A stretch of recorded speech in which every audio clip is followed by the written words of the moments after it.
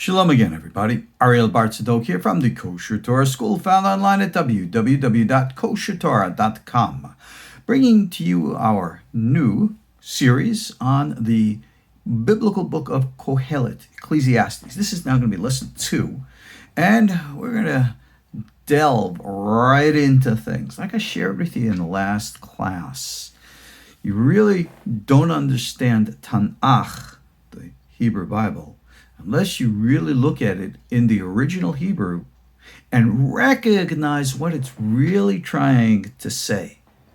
This book is written by King Solomon. That is how we hold, that is what we believe. And the wisdom therein, let's be blunt, wise. You know what's the proper word to refer to the wisdom in this book? Difficult. Hebrew word is kashay. Because Solomon, remember who Solomon was. King, fine. But in the descriptions, he was the only king of an Israeli superpower, if you will, wherein which he had it all. He was the wealthiest man in the world, the wisest man in the world. He had everything that every dictator, whether it was the ones before him or after him, he had it all. Dramatic pause, and then what? All the dictators today, all the fascists, all the power grabbers, they all want it all. Granted, now you got it all, then what? That is where King Solomon was. And from that perch of power, that height of authority, he looked out and gazed at everything. And he had one of those, well, what we call whiskey foxtrot, whiskey tango foxtrot moments. You know, we don't say those words, but you recognize it from the military version of it, right? Whiskey tango foxtrot. Try saying that 3 times fast, right? He had one of those, what the? And his words echo to us to this day. Hevel Havelim, Omer Kohelet.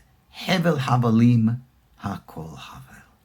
All right, we translate the word Hevel as vanity, all right, but actually the word Hevel is a breath. It's actually the name of Abel, who is, if you remember, Adam's son. And there's a very important biblical message that the first son of Adam, remember the guy who gets killed? His name is vanity. Such a profound lesson here to learn, which slaps us in our materialistic faces today. Look at our society. Look at where we have come. And I'm talking a period now of, if you will, a human evolution of hundreds of years. There was a time in which, for the vast majority of history, people of all different faiths, of all different places, looked into heaven, knew that we lived in a greater, what we call spiritual reality, and acted appropriately. But in the past few hundred years, we have, in quote, emancipated ourselves. We have created for us a new religion called materialism, and science is its priesthood, wherein which the radical attitude, and it is a radical attitude, right? If I don't see it and I don't prove it, then it's not real, which itself violates a fundamental scientific principle, which is a lack of proof is not a proof of lack. I remember years ago when I would work with my son in studying high school science. And I remember in the textbooks, the science in the textbooks always said science is an never-ending story. The words of science should never end with a period or an exclamation mark. It should always end with a ... to be continued. But if you look at our world today, people don't act like that. They don't think like that. The materialistic mentality has sought to strip us of any idea and concept of the greater reality, which everyone has always known. And look at what's happened because of it. We've removed God from our schools, so therefore we've moved God from the public domain. Which God? Doesn't matter. Doesn't matter. Okay, that's the point. Spirituality, a higher authority. Got rid of it all, ripped it up, threw it out. Can't talk about it today. Today, Eat and drink and be happy, for tomorrow we die. The attitude is that you can get away with anything. There is no judgment. There is no higher hand. There is no higher eye. Well, King Solomon lived at a time where they feared God. But at the same time, like today, people sought wealth and power. And King Solomon got it all, just like the people today do. The people today think they can get away with anything. But for those who will ever accomplish to the heights of Solomon, they will learn his wise and even scary revelation. Hevel Havelim. Everything that you will acquire, everything that you will ever gain, you know what? It's not fulfilling. Hevel is a breath. Comes and it goes. For those people who have ever actually lost things in like a terrible disaster, like fires and stuff like that, they are so thankful that they're alive, that their loved ones are safe, that they are, if you will, compensated emotionally by all the devastating loss, by the fact that they still have the real important things, the human values of things, that which we have literally thrown away today. Again, our society has become so materialistic. What is the rule of our society today? Who are the ones who we look up to? We look up to those who have achieved financial success. Doesn't matter how they got there, doesn't matter what they do for it, but if you got money, you are to be looked up at, because money is power, and power is accomplishment, and accomplishment is what we seek. So who are the people who we've put on the pedestals? People who are completely unqualified to be role models to us. People who, because of some physical skill, are good at sports, so they are paid tens of millions of dollars to play this or that sport.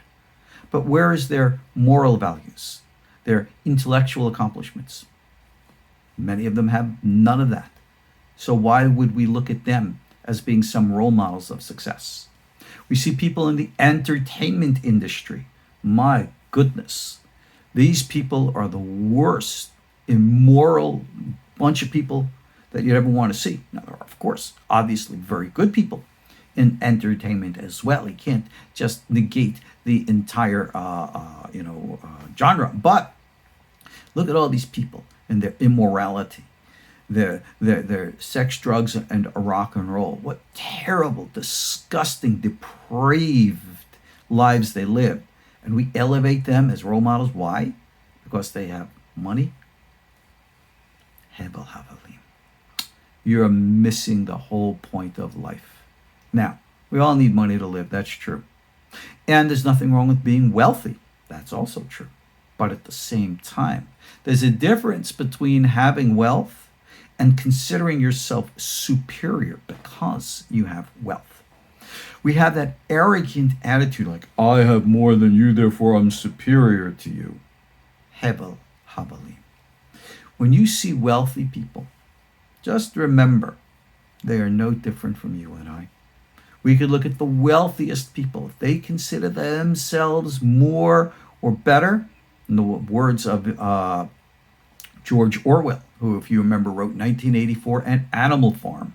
The whole moral of his book, Animal Farm, was all animals, or if you don't, that's a metaphor for people, are created equal, but some are more equal than others.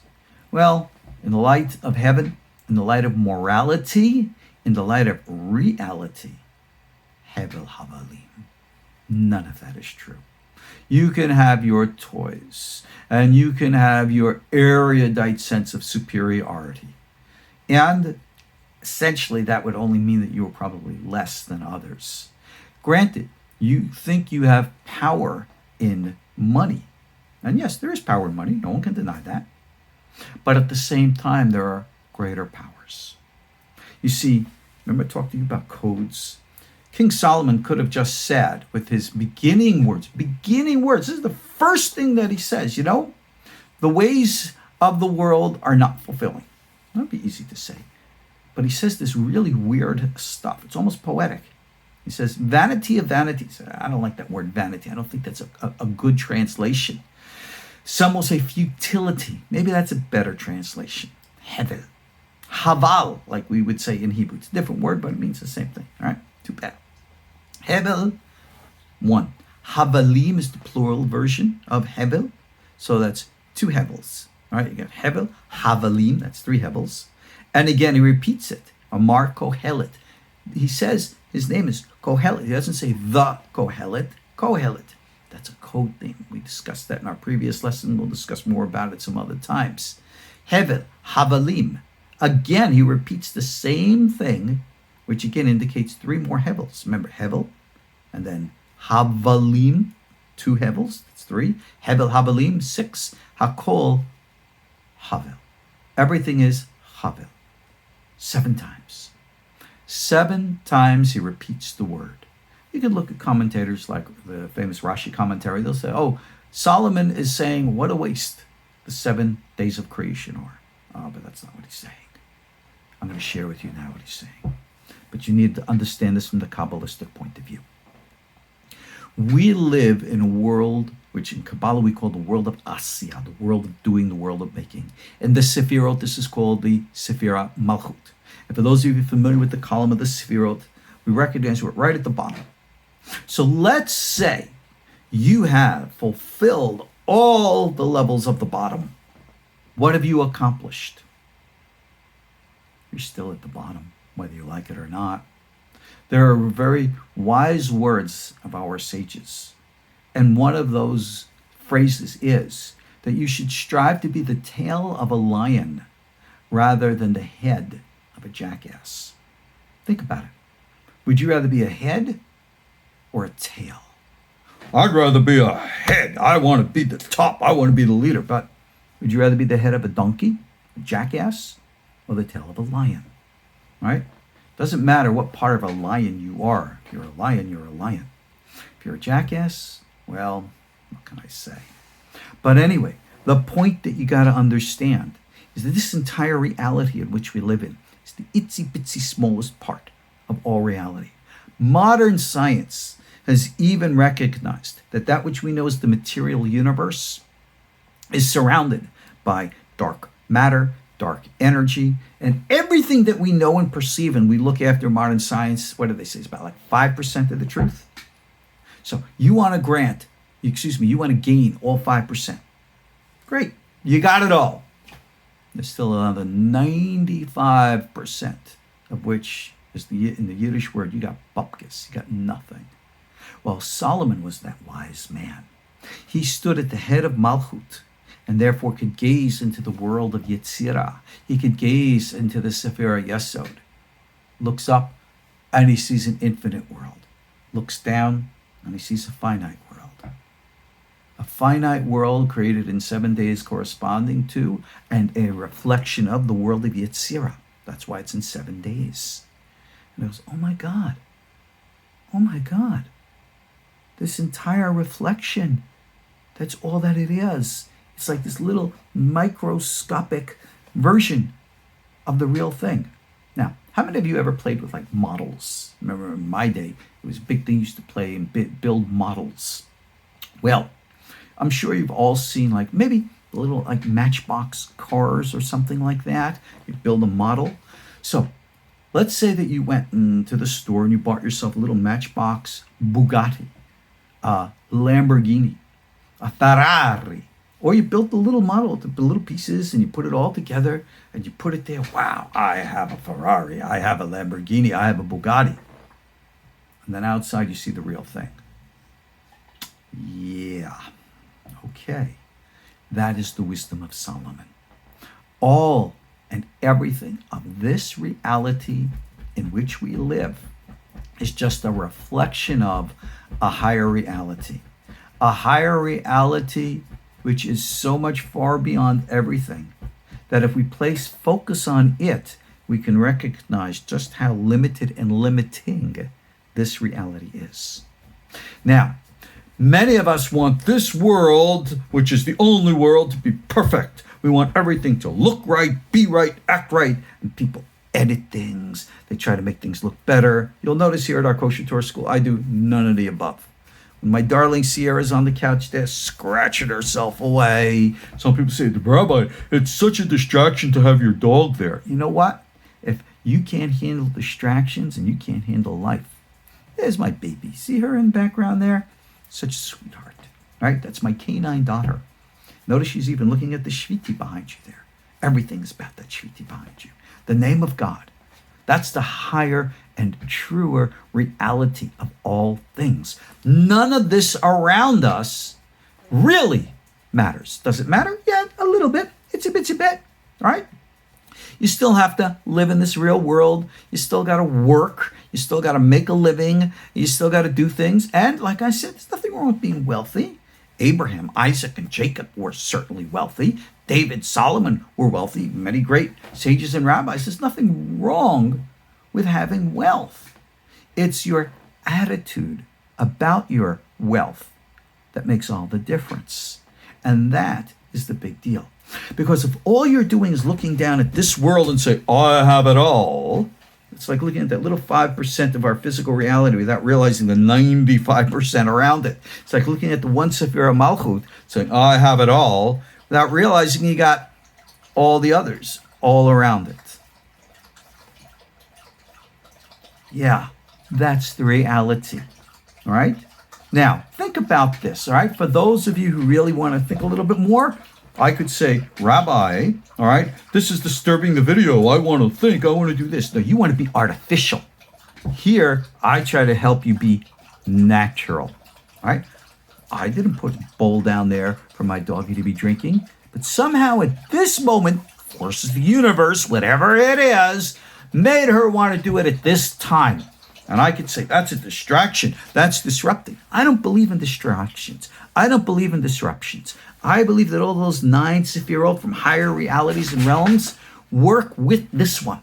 And they all work in a way which brings reality together. The invisible with the visible. The real with this world, which is the unreal. And I, as we say, go with the flow. That is the message of our KosherTorah school. That is the message of what we call the biblical Kabbalah, the teachings of the prophets, recognizing there is a greater reality. So here, as you know, I try to help you understand by giving you actual, realistic, meditative techniques and tools that you can learn and apply so that you too can experience this greater world.